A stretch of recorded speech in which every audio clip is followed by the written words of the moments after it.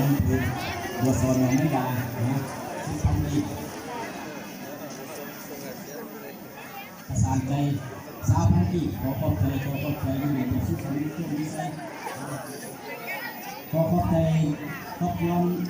ท่านใจน้องบอลน้องไม่ดาสุขสันต์นะขอขอบใจขอบคุณชาวบ้านโอเคเห็นน้องคุณอยู่บ้านใดบ้านไหน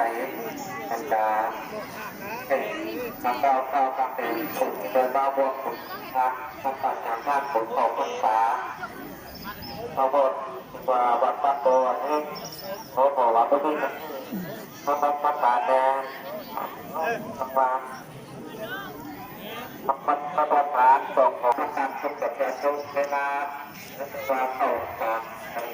ทำงานอะไรก่อนไม่รู้ว่าเป็นสมบัติจากการเรียบายทำให้เป็นพวกการทำลายเนาะ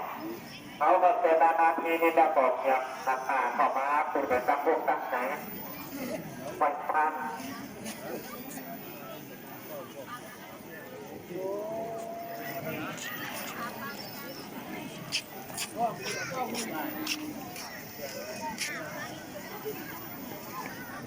มีปูแบบนี้